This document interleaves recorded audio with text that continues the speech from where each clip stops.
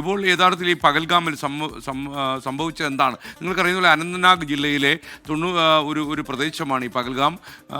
90 കിലോമീറ്ററോളം ശ്രീനഗറിൽ നിന്ന് ദൂരമുണ്ട് ഈ പഹൽഗാമിലേക്ക്. ഒരുപാട് ടൂറിസ്റ്റുകൾ എത്തുന്ന പഹൽഗാമിൽ ഇന്നലെ സംഭവിച്ചത് എന്താണ്? ഇതിനെക്കുറിച്ച് കൂടുതൽ വിശദീകരിക്കാനായിട്ട് നമുക്കൊപ്പം പ്രജിൻസി കണ്ണൻ കൂടി ചേരുന്നു. Good morning Prajinsi Kannan, over to you. Pahalgam നമ്മുടെ തീരാവേദനയായി മാറിക്കഴിഞ്ഞു. കൂടുതൽ വിവരങ്ങൾ.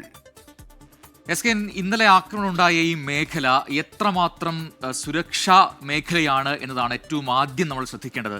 അതിനെ നമുക്ക് ഈ മാപ്പിന്റെ സഹായം തേടാം. എത്രമാത്രം സുരക്ഷയുള്ളൊരു മേഖലയിലാണ് ഇന്നലെ ഈ ആക്രമണം ഉണ്ടായത് എന്നതാണ് നമ്മൾ ഏറ്റവും ഞെട്ടിപ്പിക്കുന്ന കാര്യം. അതായത് ഇന്ത്യയുടെ മാപ്പാണ്.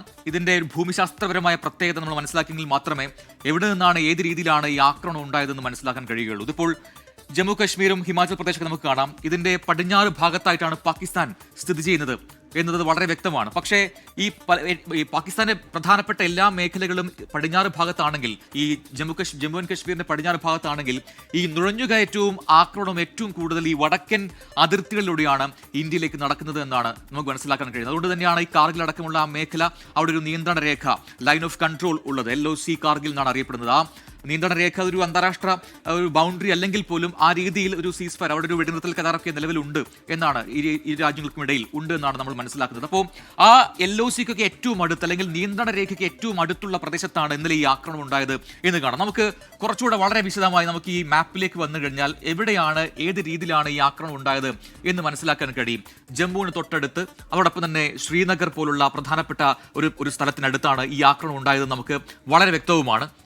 അതോടൊപ്പം തന്നെ ഇതിന്റെ ഭൂമിശാസ്ത്രപരമായ പ്രത്യേകത നോക്കുകയാണെങ്കിൽ ഈ രജൌരി, അതോടൊപ്പം തന്നെ അമർനാഥ് പോലുള്ള മേഖലകൾ ഏറ്റവും കൂടുതൽ ആക്രമണം ഉണ്ടാവുന്ന മേഖലകളാണ് അത്. അവിടെയാണ് ഇന്നലത്തെ ഈ ആക്രമണം എന്നതും ഏറ്റവും ശ്രദ്ധേയമായ കാര്യമാണ്. ഈ അനന്ത്നാഗ് ജില്ലയ്ക്ക് അടുത്തുള്ള ഈ മേഖല കേന്ദ്രീകരിച്ചാണ് ഇന്നലത്തെ ഈ ആക്രമണം ഉണ്ടായത് എന്നത് വ്യക്തവുമാണ്. അതോടൊപ്പം തന്നെ വളരെ പെട്ടെന്ന് തന്നെ ഈ അക്രമികൾ ഈ ഭാഗത്തേക്ക് വരികയും അതോടൊപ്പം ഒരു പേര് ചോദിച്ചുകൊണ്ട്, ഓരോരുത്തരുടെയും പേര് എന്താണെന്ന് ചോദിച്ചുകൊണ്ട് അപ്പോൾ തന്നെ വെടിയുതിർക്കുകയുമായിരുന്നു എന്നാണ് അവിടെ ഉണ്ടായിരുന്ന ആൾക്കാർ നമ്മളോട് വ്യക്തമാക്കിയ കാര്യങ്ങൾ. അതിൽ ഏറ്റവും പ്രധാനപ്പെട്ട കാര്യം ഈ മേഖലകളിൽ എത്രമാത്രം സുരക്ഷ നമുക്ക് ഏർപ്പെടുത്താൻ കഴിയും എന്നുള്ളതാണ്. നോക്കുക, ഈ ബന്ദിപ്പോര, അതോടൊപ്പം തന്നെ ശ്രീനഗർ പോലുള്ള മേഖലകൾ തൊട്ടടുത്താണ് ഈ പഹൽഗാം സ്ഥിതി ചെയ്യുന്നതെന്ന് വ്യക്തമാണ്. ഈ മാപ്പിൽ കൃത്യമാണ്. ഇതാണ് പഹൽഗാം. ഈ പഹൽഗാമിന് തൊട്ടടുത്തുള്ള മേഖലകൾ നോക്കുക. അതായത് ഏറ്റവും കൂടുതൽ ആക്രമണം ഉണ്ടാകുന്ന മേഖലയാണ് അവന്തിപ്പോര, അതോടൊപ്പം അനന്ത്നാഗ്, പുൽവാമയിലേക്ക് പഹൽഗാമിലേക്ക് ഏകദേശം 71 കിലോമീറ്റർ മാത്രമാണ് ദൂരമെന്ന് നോക്കുക. പുൽവാമ ഏറ്റവും തന്ത്രപ്രധാനപ്പെട്ട ഒരു മേഖലയാണ്. നമുക്കറിയാം, മുൻപത്തെ ആക്രമണം നമ്മുടെ മനസ്സിലുണ്ടാകണം. ശ്രീനഗറിലേക്ക് നേരത്തെ SK സൂചിപ്പിച്ചതുപോലെ തന്നെ 89.9 കിലോമീറ്റർ ദൂരമാണ് പഹൽഗാം എന്ന് ശ്രീനഗറിലേക്കുള്ളത്. അപ്പോൾ ഈ മേഖല വളരെ പ്രധാനപ്പെട്ടതാണ്. ഈ മേഖലയെല്ലാം തന്നെ അതീവ സുരക്ഷാ മേഖലയാണ് എന്നുകൂടി കാണേണ്ടിയിരിക്കുന്നു. അതോടൊപ്പം തന്നെ ഈ അമർനാഥ് തീർത്ഥാടന യാത്ര, അതിന്റെ സ്റ്റാർട്ടിംഗ് പോയിന്റിലേക്ക് ഈ പഹൽഗാം എന്ന് പറയുന്ന പ്രദേശത്ത് നിന്നും ഏതാണ്ട് 17 കിലോമീറ്റർ മാത്രമേ ദൂരമുള്ളൂ എന്നതാണ് ഏറ്റവും പ്രധാനപ്പെട്ട മറ്റൊരു വസ്തുത. ഇനി ആക്രമണമുണ്ടായ സ്ഥലം, അതിന്റെ എക്സാക്ട് പോയിന്റ് എന്ന് പറയുന്നത് ബൈസരൻ വാലി എന്ന് പറയുന്ന വളരെ മനോഹരമായ ഒരു താഴ്വരയാണ്. ആ പ്രദേശത്താണ് ഇന്നലെ ഈ ആക്രമണം ഉണ്ടായത്. അതിന്റെ കൂടി വ്യക്തമായ ചിത്രം നമുക്കിപ്പോൾ ലഭ്യമാവും. അപ്പോഴാണ് എത്രമാത്രം ഭീകരമായിരുന്നു, എത്രമാത്രം പ്ലാൻഡ് ആയിരുന്നു ഈ ഓപ്പറേഷൻ എന്ന് കാണാം. നോക്കുക, ഈ ബൈസരൻ വാലി ഇവിടെയാണ്, പഹൽഗാം ഇവിടെയാണ്. ഇവിടെ നിന്ന് ഇവിടത്തേക്കാണ് ഈ ടൂറിസ്റ്റുകൾ യാത്ര ചെയ്തതെന്നാണ് മനസ്സിലാക്കാൻ കഴിയുന്നത്. കുറച്ചുകൂടി ഡീറ്റെയിൽ ആയി പോയി കഴിഞ്ഞാൽ ഇതാ ഈ പ്രദേശത്താണ് ഇന്നലെ ആക്രമണം ഉണ്ടായത്. ഈ മിനി സ്വിറ്റ്സർലൻഡ് എന്നറിയപ്പെടുന്ന ബൈസറിലെ പഹൽഗാമിലെ ബൈസരൻ വാലിയിലെ ഏറ്റവും പ്രധാനപ്പെട്ട ഈ കേന്ദ്രം നോക്കുക. ഇതിൽ തന്നെ ഈ മാപ്പിൽ തന്നെ ഈ പഹൽഗാമിൽ നിന്ന് എങ്ങനെയാണ് ഈ ടൂറിസ്റ്റുകൾ ഇങ്ങോട്ടേക്ക് എത്തിയത് എന്ന് ഈ വഴി ഇത് കൃത്യമായി മനസ്സിലാക്കാൻ കഴിയുന്നുണ്ട്. ഈ ബൈസൺ റോഡിലേക്കാണ് ഈ ആൾക്കാർ ഈ വഴിയാണ് വന്നതെന്ന് കാണാം. നോക്കുക, പഹൽഗാമിൽ നിന്നും അമർനാഥിലേക്ക് പോകുന്ന റോഡാണിത്. അതിന്റെ ഒരു ഭാഗത്ത് വെച്ച് ഈ ഭാഗത്ത് ഇതാണ് അമർനാഥിലേക്ക് പോകുന്ന വഴി. അവിടെ നിന്നും ഒരു യൂട്ടേൺ എടുത്തു കഴിഞ്ഞാൽ നമുക്ക് ബൈസരൻ വാലിയിലേക്ക് വരുന്നത് കാണാം. ഈ റോഡ് വഴിയാണ് ഇന്നലെ ഈ കുതിര വഴിയും ഈ പോണി വഴിയൊക്കെ ഈ ടൂറിസ്റ്റുകൾ ഇങ്ങോട്ടേക്ക് എത്തിയത്. അതാണ് ഏറ്റവും പ്രധാനപ്പെട്ട ഒരു താഴ്വരയാണ് ഈ മിനി സ്വിറ്റ്സർലൻഡ് എന്നറിയപ്പെടുന്ന ഈ മേഖല. ഇവിടെയാണ് ഈ ആക്രമണമുണ്ടായ ഈ ഏരിയ എന്ന് കാണാം. ഇനി ഇതിന്റെ കൂടി വളരെ വ്യക്തമായ ഒരു ചിത്രം നമുക്ക് ലഭിക്കണമെങ്കിൽ നമുക്ക് അതിലത്തെ നിലവിലുള്ള ചില ദൃശ്യങ്ങൾ കാണാം.